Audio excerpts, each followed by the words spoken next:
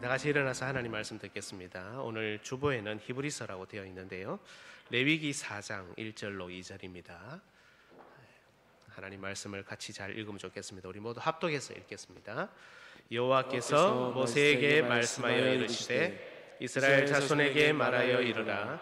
누구든지 여호와의 계명 중 하나라도 그릇 범하였으되. 아멘. 자리에 앉아 주십시오. 오늘 본문을 바꿨습니다. 내용을 바꾼 건 아니고 본문을 바꿨습니다. 히브리서의 본문, 오늘 주보에 기록된 이 내용은 또 집에 가서 한번 잘 읽어보시면, 오늘 설교를 듣고 읽어보시면 이해가 잘 될 겁니다. 이 히브리서가 결론인데 설교를 준비하다 보니까 내용이 좀 많더라고요. 그래서 여러분의 그 얼굴이 걱정이 떠오르고 막 걱정이 돼가지고 제가 이렇게 다 하면 안 되겠다, 아마 다음 주에 교회 아무도 안 올 수도 있겠다, 이런 염려가 들어가지고 결론을 빼고 오늘은 레위기 자체만 이렇게 다루려고 합니다. 지난주에 카톡으로 제가 공지를 한번 교역자들을 통해서 보내드렸는데요, 아마 공지를 받으신 분도 있고 받지 못한 분들도 계실 겁니다. 레위기 4장과 5장을 읽어와 달라고 부탁을 드렸는데 다 읽으셨습니까? 네. 안 읽으셨습니까? 많이들 읽어 오셨을 거라고 생각하고, 혹시 읽지 못했더라도 오늘 성경을 조금 보면서 이렇게 살피면 좋겠습니다. 레위기 참 어렵죠. 저한테도 개인적으로 참 쉽지 않습니다. 그런데 놀랍게도 지난주에 처음으로 레위기 본문으로 설교를 했는데 너무 잘 들으시더라고요. 그래서 내친 김에 어려운 본문을 좀 더 다루면서 이걸 어떻게 묵상하고 읽고 또 적용하는가 하는 연습이 되면 좋겠다 하는 마음으로 이렇게 잡아봤습니다.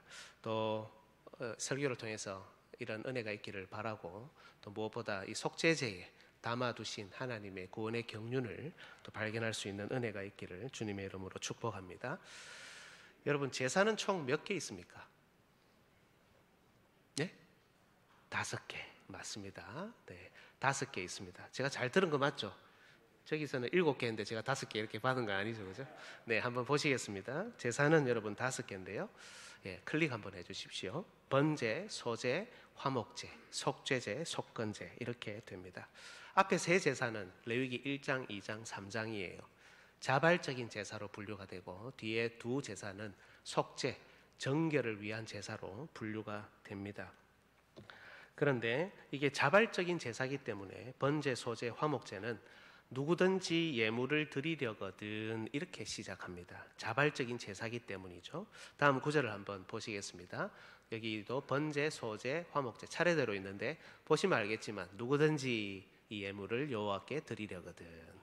그래서 자원하는, 자발적으로 하나님께 예물을 드리려고 하는 사람들, 감사든 서원이든 또 교제든 또 평안이든 이런 이유로 하나님께 드리려고 하면은 이런 제사를 드리게 됩니다. 그러나 속죄제, 속건제는 다르게 시작합니다. 속죄 제사이기 때문이죠. 이스라엘 자손에게 말하여 이르라. 누구든지 여호와의 계명 중 하나라도 그릇 범하였으되. 이 그릇은 제가 나중에 설명할 겁니다. 여기 보시면 알겠지만 계명을 범하였으면 이런 제사를 드리라 하면서 속죄제를 설명하죠. 그래서 속죄제는 기본적으로 여호와의 계명을 어겼을 때, 즉 죄를 지었을 때 속죄를 위해서 드리는 제사다, 이렇게 생각할 수 있습니다. 이 속죄제의 내용을 잘 이해하기 위해서 먼저 4장 1절에서 5장 13절까지가 오늘 사실은 본문인데요, 이걸 한번 내용을 한번 잘 구분을 제가 해봤습니다. 화면을 한번 보시겠습니다. 복잡해 보이지만 참 단순합니다. 우리가 읽었던 본문이 서론에 해당되고요, 크게 4장은 두 부분으로 나눕니다. 여기 보시면 알겠지만 제사장, 온 회중, 그리고 또 밑에 부분에 족장, 평민, 각각 속죄제를 어떻게 드려야 하나, 앞으로 좀 돌아가 주십시오. 각각 속죄제를 어떻게 드려야 하나 하는 부분들을 다룹니다. 그런데 이렇게 두 개를 다시 이 네 개를 두 개로 나눈 이유가, 이 위에 제사장과 온 회중은 성소 안에 들어가서 속죄 제사를 감당해야 되기 때문에, 그리고 뒤에 두 사람은 번제단에서, 번제단은 오늘도 그림 보겠지만 뜰에 있죠. 그 안이 성소입니다. 그죠? 그래서 이 속죄의 영역이 구분이 되고 차이가 있다는 특징이 있습니다. 이런 차이가 있기 때문에 드리는 제사 제물도 수송아지, 더 귀한 것에서 덜 귀한 것으로 이렇게 차별이 있습니다. 5장에 넘어가면 그 다음 화면을 띄워주시고요. 중간에 5장 1절에서 6절은 속죄제를 드리는 다양한 경우, 네 경우를 설명하는데 오늘은 이 부분은 생략하겠습니다. 그리고 5장 7절에서 13절까지는 여러분 잘 보시면 가난한 자들이 이 속죄 제사를 어떻게 드리느냐, 심지어 아주 극빈자들은 어떻게 하느냐 하는 내용으로, 그래서 그들은 제사 제물이 수송아지, 양 이런 게 아니고 비둘기 혹은 가루라도 이렇게 속죄를 드리도록 그렇게 되어 있습니다. 여러분, 이상의 구분에서 우리가 알 수 있는 몇 가지 사실, 오늘 그런 방식으로 이렇게 진행을 할 건데요. 몇 가지 사실이 있습니다. 첫 번째는 어떤 사람이든 속죄가 필요하지 않는 사람은 아무도 없다는 겁니다. 그죠?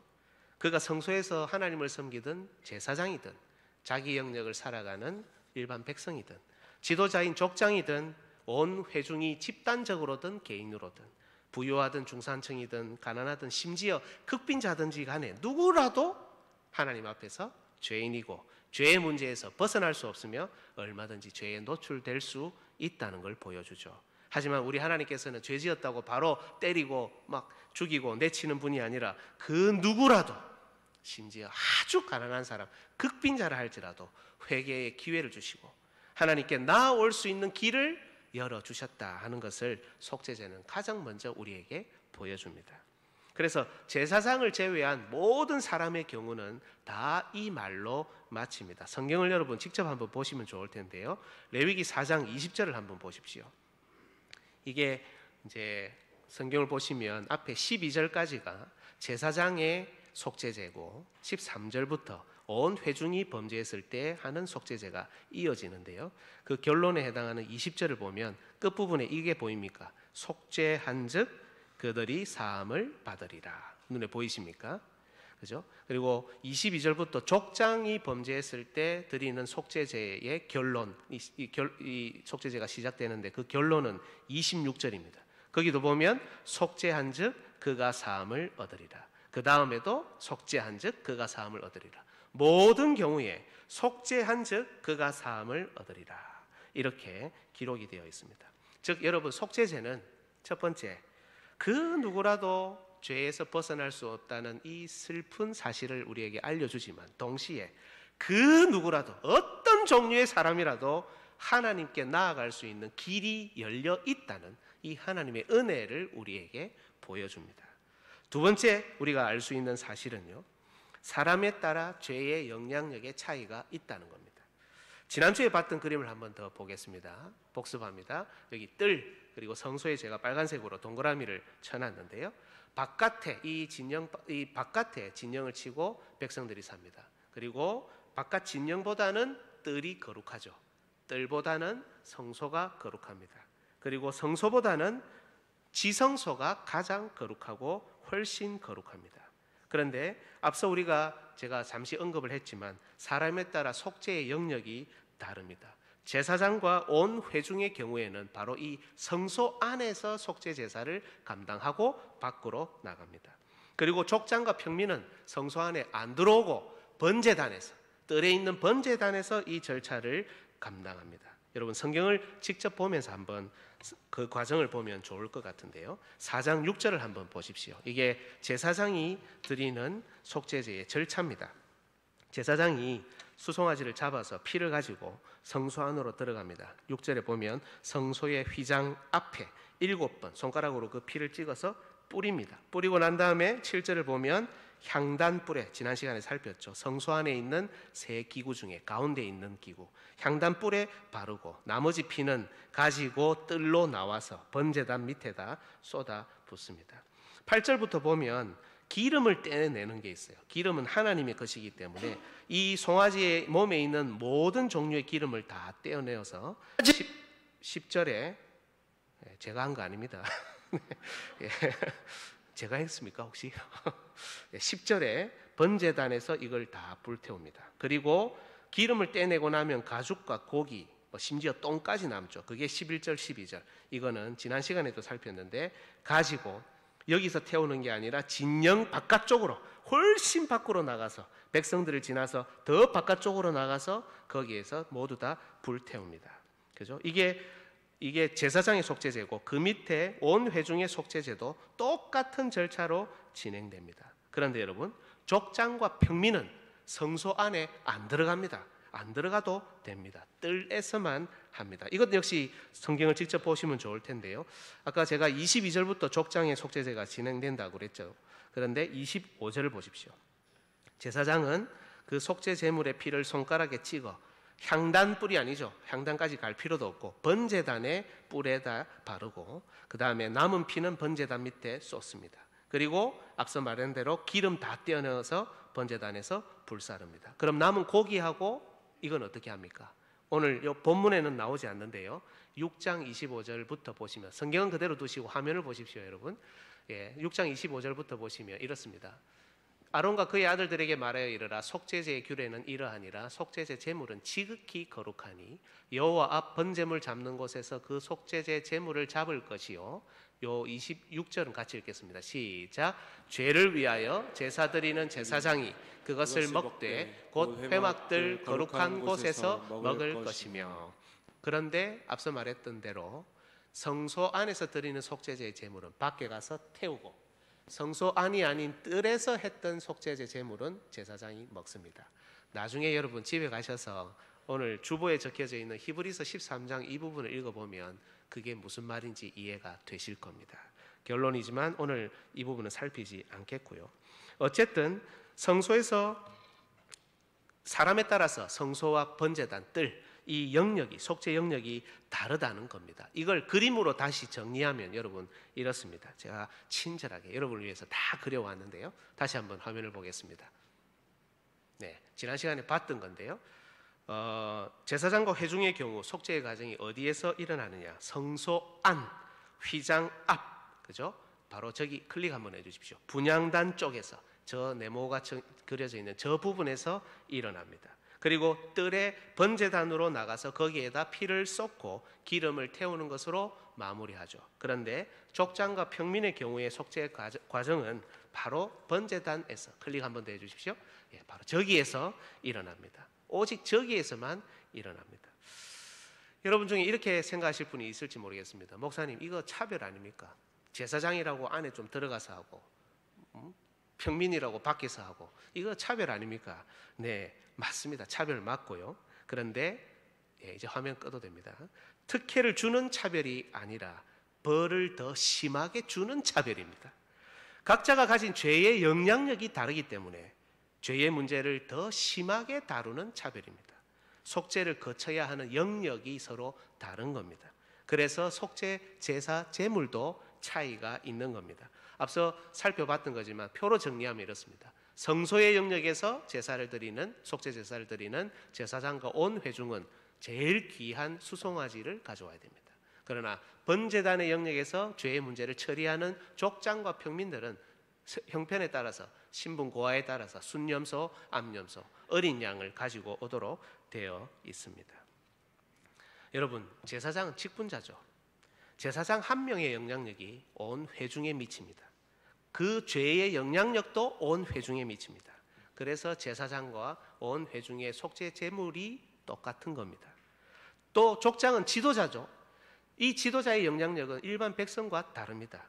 죄의 영향력도 온 회중 혹은 이 영역들이 차이가 날 만큼 이렇게 다르다는 겁니다. 그래서 일반 백성이 바치는 암염소, 어린 양보다도 더 귀한 순염소를 속죄제의 제물로 족장이 바친다는 겁니다. 이와 같은 사실에서 다시 알 수 있는 세 번째 부분은요, 특히 제사장은 그 가치가 이스라엘 온 회중과 같다는 겁니다. 지금 성경 공부하시는 분들은 한 번씩 들어보셨고 또 아시는 분들도 계실 겁니다. 성경의 다른 본문들을 보면 여러분, 제사장인 모세나 아론이 이스라엘 전체하고 그 가치가 똑같다는 것을 우리가 알 수 있습니다. 이게 사실 어렵지 않고 아주 단순한데요. 여러분, 우린 교회잖아요. 우리의 머리는 누구십니까? 예수님. 그리고 우리는 예수님의 몸이죠. 사울이 교회를 핍박했는데 예수님이 뭐라고 합니까? 어찌하여 교회를 핍박하느냐? 어찌하여 나를 핍박하느냐? 예수님하고 교회하고 같습니다. 그러면 구약의 교회인 이스라엘의 머리는 중보자였던 모세죠. 모세는 그들의 머리였고 그들은 모세의 몸이었습니다. 그렇게 표현된 것들이 제법 있습니다. 여러분 이 구절을 한번 보십시오. 고린도전서 10장 2절 같이 읽겠습니다. 시작. 다 구름과 바다에서 세례를 받고. 모세에게 속하여라고 되어 있는데 이 속하여라는 말은 모세 안으로, 모세 몸 안으로 이런 말입니다. 다 홍해에서 세례받았다, 구름과 바다에서 세례받았다 하니까 홍해 사건이잖아요. 홍해를 건너면서 이스라엘 백성은 세례를 받은 것과 마찬가지인데 어느 방면으로 세례를 받았느냐? 전부 다 모세 몸 안으로 쑥 들어간 겁니다. 그래서 모세는 그들의 머리가 되고 그들은 모세의 몸이 되는 거죠. 즉 제사장은, 이 제사장이라는 것은 이스라엘 전체와 똑같이 취급이 된다는 겁니다. 여러분 잘 생각해 보면 어렵지 않습니다. 사실 직분자가 그렇죠. 직분자는 교회 전체하고 같은 의미입니다. 여기에 우리가 아무리 많이 모여 있어도 여기에 직분자가 없으면 여러분 교회가 아니라고까지 말할 수 있습니다. 오, 너무 심한 거 아닙니까? 세상에도 사람들이 많이 모여 있죠. 거기에 직분자가 없습니다. 그래서 거기가 교회가 아닌 겁니다, 여러분. 왜냐하면 직분적인 봉사가 없으면 교회의 정체성인 예배를 드릴 수 없기 때문입니다. 잘 생각해 보십시오. 공예배에서 목사는 하나님의 말씀으로 섬깁니다. 공적으로 그리고 합법적으로 부름을 받지 않으면 목사는 설교할 수 없고 설교가 없으면 예배라고 말하기 어렵잖아요. 교회가 아닌 겁니다. 그래서 우리는 예배, 기도회, 경건회를 그렇게 구분하는 겁니다. 또한 예배를 위해 장로는 교인들을 돌아보고 감독합니다. 심지어 공적으로 범죄한 자가 있다면 바로 이 자리에서 치리가 일어납니다. 예배에 모인 성도를 위해 집사와 권사는 돌보는 사역을 합니다. 이 자리에서 헌금의 수종 들고 교회에 나오지 못한 어려운 이웃이 없나 살핍니다.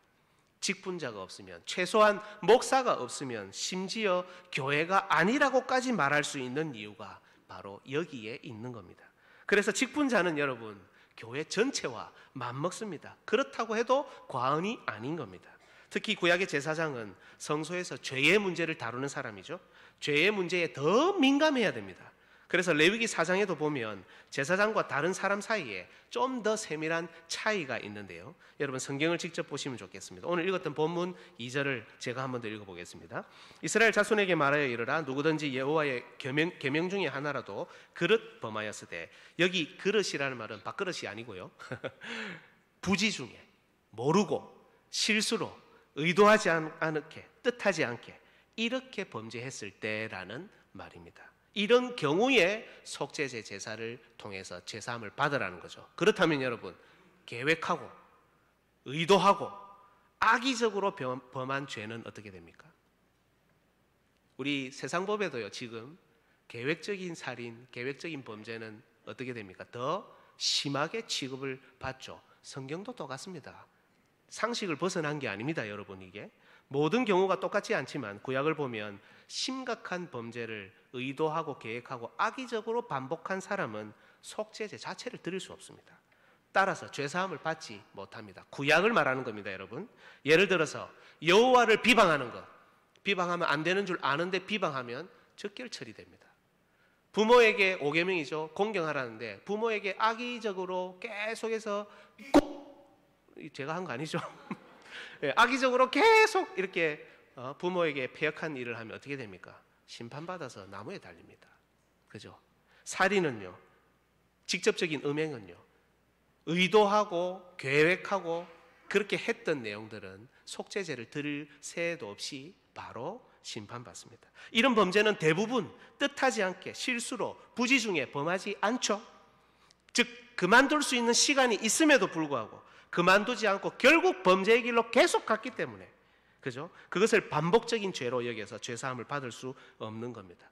죄를 짓지 않을 수도 있었고 죄에서 벗어날 수도 있었고 그런 동료들도 있고 조언도 있고 법도 있고 다 있는데, 그러나 그것을 외면하고 죄 안에 머무르기를 원했고 계획하고 의도하고 악의를 품었기 때문에 심판을 바로 받는 겁니다.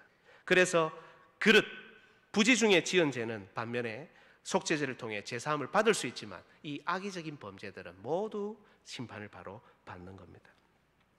그래서 여러분 온 회중, 족장, 평민의 속죄제 모두 부지 중에라는 말로 시작합니다. 성경을 한번 보십시오. 레위기 4장 13절 한번 보시겠습니다.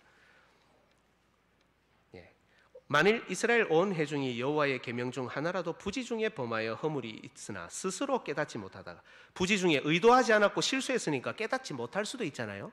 그런데 14절, 그 범한 죄를 깨달으면 그때 속죄제를 드립니다. 그 밑에 22절도 한번 보시겠습니다. 22절만 여러분 한번 읽어주시겠습니까? 시작.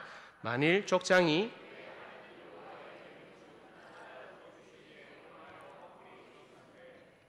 그 다음에 23절, 그가 범한 죄를 누가 그에게 깨우쳐 주면, 역시 마찬가지죠. 모르고 있다가 누가 알려주면, 아, 내가 실수했구나, 잘못했구나, 의도하지 않았는데 속죄제를 드려야 되겠다, 이렇게 한다는 겁니다. 그 밑에 27절에도 마찬가지입니다. 만일 평민 중에 한 사람이 여호와의 계명 중 하나라도 부지 중에 범하였는데, 그죠? 허물이 있었는데 그가 범한 죄를 누가 그에게 깨우쳐 주면, 이렇게 되어 있죠. 속죄제는 그런 사람들이 드리는 겁니다. 따라서 여러분, 부지 중에 이 말 우리에게 어떤 의미를 줍니까? 여러분, 죄는 심지어 우리가 모르고 지었다 하더라도, 모르고 지은, 실수로 지은 죄라고 하더라도 반드시 속죄의 과정을 거쳐야 한다는 겁니다. 죄의 문제에 있어서만큼은 우리가 얼마나 민감하게 반응해야 하는지를 우리에게 알려줍니다. 특히 누가 그에게 깨우쳐 주면이라는 단서들이 다 달려있죠. 이 부분은 우리 공동체 안에서 자신의 죄뿐만 아니라 다른 사람의 모르고 지은 죄에 대해서도 함께 반응하며 해결을 해야 한다는 것을 의미합니다. 여러분, 사실 우리는 종종 다른 사람의 인생에 너무 관심이 많습니다. 너무 많이 관여를 하려고 합니다. 입을 대고 가십거리로 말을 하고 그 과정에 말이 더 더해지고 카드라 통신, 가짜 뉴스들이 생산되는 경험 우리 더 많이 하셨죠. 그런데 여러분, 정작 죄의 문제에 대해서만큼은 민감하지 못한 게 우리 신자들이 아닌가 하는 생각을 지울 수가 없습니다. 나의 형제 자매가 죄를 짓든 말든 별로 관심이 없어요. 보고도 보지 않으려고 합니다. 얼마나 눈을 잘 감는지 모릅니다. 그렇게 다른 사람에 대해서 이야기도 많이 하고 뒷담화도 많이 하면서 유독 죄의 문제에 대해서만큼은 입을 싹 닫습니다. 그런데 여러분, 성경은 반대로 말씀합니다.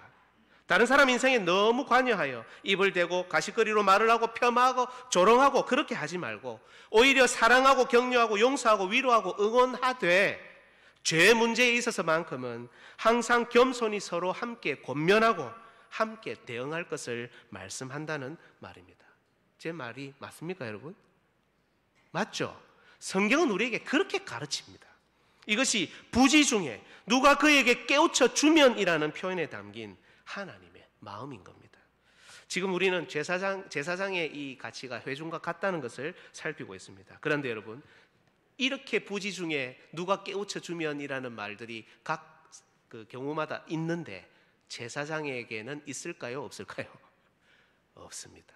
없으니까 이렇게 제가 쭉 설명을 했겠죠. 제사장의 경우에는 부지 중에라는 말이 없습니다. 누가 깨우쳐 주면이라는 말이 없습니다. 4장 3절을 보십시오. 만일 기름 부음 받은 제사장이 범죄하여 백성의 허물이 되었으면, 그가 범죄하면 백성의 허물이라는 말은 있어도 부지 중에 누가 깨우쳐 주면이라는 말이 없습니다. 사실 제사장은 죄를 계획하고 의도해서 됩니까, 안 됩니까? 안 되죠. 제사장은 더더욱 그러면 안 됩니다. 있을 수 없는 일입니다. 이런 경우 백성보다 더 가혹한 심판을 받아야 마땅합니다. 지난 시간에 우리 살폈던 나답과 아비후, 곧바로 죽음을 당했습니다. 이 죄가 부지 중에 지은 죄가 아니라는 것을 우리에게 보여줍니다. 제사장 엘리의 가정이 하나님 앞에서 심판받아 망한 이유는 그가 그의 아들 제사장들의 죄를 알고도 눈 감아줬기 때문, 의도적이었기 때문인 겁니다. 그렇다면 아마도 오늘 본문에 나오는 제사장이 짓는 이 모든 죄는 깨닫지 못하는 가운데 지은 죄일 것이고 부주의해서 지은 실수가 맞을 겁니다. 그래도 여기에 부지 중에라는 말이 없습니다. 누가 깨우쳐 주면이라는 말도 없습니다. 부지 중에라는 단서를 적어도 제사장은 달지 말아야 된다는 겁니다. 누가 그에게 깨우쳐 줄 수도 없다는 겁니다. 늘 죄와 싸우는 제사장이 백성을 깨우쳐 줘야지 누가 제사장을 깨우쳐 준다는 겁니까? 스스로 알아채야죠. 그만큼 제사장은 죄의 문제에 아주 민감해야 하며 제일 일선에서 죄와 싸워야 한다는 의미입니다. 이렇듯 제사장의 범죄는 더 심각하게 다루며 그의 범죄는 단지 개인의 범죄가 아니라 백성 전체의 허물이 되는 범죄입니다. 그래서 온 회중이 속죄제를 드릴 때처럼 수송아지를 제물로 드리는 겁니다. 심지어 제사장을 위한 속죄 제사를 마치는 마지막 순간에도 앞서 읽었죠. 속죄한즉 그들이 사함을 얻으리라. 모든 경우에 다 있는데 이 말도 제사장의 경우에는 없습니다. 죄사함을 못 받는다는 게 아니라 스스로는 스스로에게 속죄를 선포할 수 없기 때문입니다. 구약의 직분자 제사장이 바로 그런 사람입니다. 다른 사람보다 더 죄에 민감해야 되고 오직 하나님 앞에서만 살아야 하고 온 공동체 구석구석에 좋고 나쁜 영향을 미칠 수 있는 그 정도의 가치를 가진 사람이 제사장이라는 겁니다. 마지막으로 넷째, 우리가 알 수 있는 사실은 하나님은 가난한 자라도 속죄에서 제외되지 않도록 하셨다는 겁니다. 여러분 5장 7절을 한번 보십시오. 앞에 화면도 있습니다. 만일 그의 힘이 어린 양을 바치는 데에 미치지 못하면 가난해서 어린 양을 바칠 수도 없는 겁니다. 그가 지은 죄를 속죄하기 위하여 산비둘기 2마리나 집비둘기 새끼 2마리를 여호와께 가져가되 어린 양도 바칠 수 없을 정도로 가난한 자는 속죄제를 드리지 못해 제사함을 받지 못하느냐 하는 문제입니다. 아니라는 겁니다. 하나님께서는 이들을 위해서도 길을 여셔서 산비둘기나 집비둘기라도 바쳐서 죄사함을 받을 수 있게 해 주신 겁니다. 특히 집비둘기는 여러분 새끼를 바칩니다. 새끼가 아닌 어미를 바치면 이 가난한 자들에게 더 이상 남을 게 없습니다. 하나님은 이렇게까지 그들의 형편을 고려하셔서 그 누구도 속죄에서 제외되지 않도록 이끌어 주셨던 겁니다. 또한 하나님께서는 이보다 더 가난하거나 병들거나 연약한 자라도 속죄에서 제외되지 않도록 하셨습니다. 5장 11절을 한번 보십시오. 극빈자에 대한 거죠. 만일 그의 손이 산비둘기 2마리나 집비둘기 2마리에도 미치지 못하면, 이걸 못하는 사람도 있을 수 있잖아요. 그의 범죄로 말미암아 고운 가루 10분의 1 에바를 예물로 가져다가 속죄 제물로 드리되.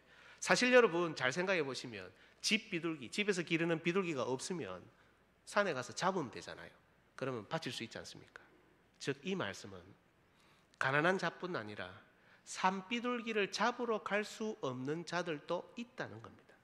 즉 병들거나 나이 많고 연약하여 산비둘기도 잡을 수 없고 가난한 자 중에서도 극심하게 가난하여 집비둘기조차도 바칠 수 없는 사람이 우리 공동체 안에 있을 수 있다는 겁니다. 하지만 이런 자라도 하나님은 속죄에서 하나님의 은혜에서 제외되지 않도록 하셨다는 겁니다. 그렇다면 여러분 지금까지 살핀 이 속죄제의 의미를 정리하고 적용해 볼까요? 한번 같이 읽어보겠습니다. 제가 1 하면 읽어주시고 1, 2, 그 다음에 3입니다. 3, 4, 이게 속죄제의 이 기사에 담겨 있는 내용들 정리한 겁니다. 그러면 여기서 우리가 적용할 수 있는 부분은 무엇이겠습니까? 여러분, 첫 번째, 우리는 정말 죄의 문제에 있어서만큼은 민감하게 반응해야 한다는 겁니다. 부지 중에 지은 죄라도, 실수라도, 실수했어요, 미안하다 소리도 안 합니다. 잘못했다고 이야기해야죠. 실수라도, 부지 중에 지은 죄라도 전혀 의도하지 않았다 하더라도 그것이 죄라면 반드시 그리스도의 십자가 앞으로 가지고 나와야 된다는 겁니다. 여러분 기억하십시오. 나의 과거의 죄가 떠오르고 생각날 때 어떻게 해야 됩니까? 그리스도께 가지고 나와야 됩니다. 기도해야 됩니다. 두 번째, 그 누구도 속죄에서 제외되어서는 안 됩니다. 제사장, 온 회중, 족장, 평민, 가난한 자, 병든 자, 연약한 자 모두가 속죄가 필요하고 속죄의 은혜가 필요하고 속죄의 은혜를 누려야 한다는 겁니다. 그게 교회입니다. 이런 점에서 여러분, 우리는 우리의 믿지 않는 가족, 또 믿는 자라고 할지라도 우리 자녀에 대한 영적인 관심을 좀 더 깊이 가져야 됩니다. 이렇게 생각하는 경우들이 있죠. 믿지 않는 가족, 아이고 내 얼굴 봐서 교회라도 오면 좋겠다. 맞습니다. 교회 오다 보면 말씀이 들리고 교회에 오다 보면 마음이 열리고 교회에 오다 보면 변화가 일어날 겁니다. 또 이렇게 생각하는 경우들이 있죠. 우리 자녀들이 교회에 와서 주일학교에 있고 또 부서에 교회에 오고 있으니까 그 정도면 됐다, 안심해도 되겠다. 하지만 여러분 그렇지 않다는 겁니다. 우리 이 모두를 향한 우리의 영적인 관심이 더 깊어야 된다는 겁니다. 그들의 영혼, 그들의 육체, 그 모두는 반드시 죄사함을 필요로 합니다. 예수 그리스도를 자신의 주와 그리스도로 믿지 않는 자에게는, 그리스도께서 자신을 위해 죽으시고 부활하셨다는 사실을 믿지 않는 자에게는 결코 이 사죄의 은총이 주어지지 않습니다. 여러분, 속죄제의 은총은 속죄의 과정을 밟지 않는 자에게는 결코 주어지지 않는다는 겁니다. 부모가 혹은 가족이 결코 대신할 수 없습니다. 대신할 수 있으면 더 많은 것, 아예 모든 것도 다 줄 수 있겠죠. 그러나 대신할 수 없습니다. 따라서 이들을 향한 우리의 관심은 더 깊어야 되고, 우리의 기도도 더 깊어야 되고, 어쩌면 믿지 않는 가족, 그리고 우리 자녀들의 영혼 구원을 위해서 우리는 더 가슴을 치고 울며 기도해야 한다는 겁니다. 또한 저는 요즘 젊은 부부들을 만나면 이 잘못된 거 아닙니다. 그런데 이렇게 권면합니다. 유아실에서 나와서 예배 드리시는 게 어떻겠냐. 유치부 초중고 아이들을 데리고 예배 자리에 함께 가족들이 참석하시는 게 어떻겠냐. 사실 우리 교육부서는 주일 2부 예배 이 시간에 부서에서 드립니다. 모임을 합니다. 그런데 여러분, 이게 바람직해서 이렇게 하는 게 아니라는 걸 알고 해야 됩니다. 전체적으로 우리가 아직 약하기 때문에 이렇게 하고 있는 겁니다. 한 아이가 있다고 가정해 봅시다. 여러분, 우리 유치부는 한 2세쯤 넘어가면 다 받아주거든요. 그래서 얼마나 잘 케어하는지 모릅니다. 정말 감사한 일이죠. 우리 유치부 교사 선생님들, 특히 손이 많이 가는데, 그죠? 그런데 이 아이가 2세, 3세부터 유치부에 갑니다. 그런데 현재로 이 아이는 나중에 고등학교를 졸업하고 대학에 진학을 해야 유아 세례 이후 처음으로 공예배에 공식적으로 정기적으로 참석하게 됩니다. 한 번도 이 자리에 안 오다가 한 20년 만에 올라오는 겁니다. 예배가 뭔지, 언약이 뭔지, 직분이 뭔지, 교회가 뭔지 각 부서에서 이야기는 듣고 배우긴 했지만 자기하고 직접적인 연관이 없기 때문에 피상적으로밖에 모릅니다. 공식적으로 정기적으로 실제 예배를 눈으로 보고 드리는 것은 고등학교를 졸업하고 난 이후입니다. 갑자기 예배 드리라면 예배 드리겠습니까? 20년 동안 아무것도 안 하다가 갑자기 이 자리에 와서 예배 드리라 하면 예배를 잘 드릴 수 있겠습니까?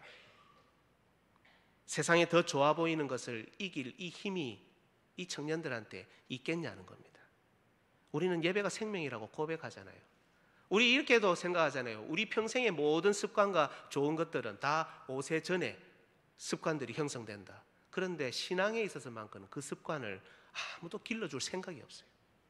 아무도 안 하려고 합니다. 예배가 생명이라고 고백하고 예배를 통해 성장한다고 고백까지 하면서 자녀를 참된 예배자로 하나님의 사람으로 키워야 한다고 기도하면서도 그렇게 하지 못합니다. 어느덧 돌아보니 우리 자녀가 속죄의 은혜를 누리지 못하는 경우가 얼마나 많습니까? 비록 지금 임시 방편으로 이렇게 시행하고 있지만 언젠가는 같이 예배 드리는 날이, 드릴 수 있는 날이 빨리 와야 되는 겁니다. 여러분, 그 전에 오후 예배라도, 세례식이라도, 온 가족 예배라도, 금요 기도회라도 여러분, 가족이 함께 앉아서 예배 드리고 기도하고 말씀 듣는 훈련을 받아야 되는 겁니다. 그래서 저는 가급적이면 유아실에서 나오십시오. 가족이 함께 예배 드리는 시간을 어릴 때부터 좀 만들어 보십시오. 이렇게 권면하고 있는 겁니다. 또 가정에서는 여러분, 들은 말씀을 나누는 시간들이 필요합니다. 시간을 같이 가져야 그게 가족이잖아요. 가정 경건에, 가족 간의 신앙에 대한 대화, 설교에 대한 나눔, 교제, 취미활동 많이들 하셔야 되는 겁니다. 이렇게 더 깊은 영적인 관심이 있지 않고서야 우리 자녀가 속죄에서 제외되지 않는다고 누가 감히 말할 수 있겠냐는 겁니다. 속죄에서 제외되는 사람이 없어야 한다는 사실은 우리의 봉사도 돌아보게 됩니다. 여러분, 속죄제는 그저 우리하고 아무 상관없는 말씀이 아니라는 걸 제가 지금 알려드리는 겁니다. 우리의 봉사도 돌아보게 합니다. 여러분, 제가 올해를 시작하고 얼마 되지 않아서 이렇게 광고한 적이 있습니다. 우리 교회를 제가 신방하면서 살펴보니까 교회 차를 탈 수 없을 정도로 연약한 분이 한두 분 계시더라고요. 아파트에 살고 계십니다. 오지에 사는 것도 아니고 아파트에 살고 계시는데 내려오실 수는 있는데 이 차를 타러 비탈길을 걸어서 조금 더 내려와야 되니까 그거를 걸어올 힘이 없는 겁니다. 몸이 너무 약하니까 도저히 교회 올 수 없습니다. 그래서 이분들을 위해서 혹시라도 개인차를 이용해서 섬길 수 있는 분이 있을까 하여 광고를 한 적이 있습니다. 여러분 오해하지 마십시오. 비난하는 게 아닙니다. 의논하는 겁니다. 근데 아직까지 아쉽게도 한 분도 안 계시더라고요. 처음에는 제가 좀 해볼까 생각했습니다. 집사람하고 같이. 근데 지금 뭐 남아공에 가 있고 저도 지금 설교 1, 2부 주일 하다 보니까 그게 안 되더라고요. 주일날 봉사도 해야 하고 각 부서도 섬겨야 되죠. 이것도 연약한 부분들을 섬기는 거니까 우리가 힘써 감당해야 하는 겁니다. 그런데 저는 이분들 생각하면 지금도 가슴이 답답합니다. 여기 오셔야 되는데 돕는 사람이 아무도 없는, 가족도 없고,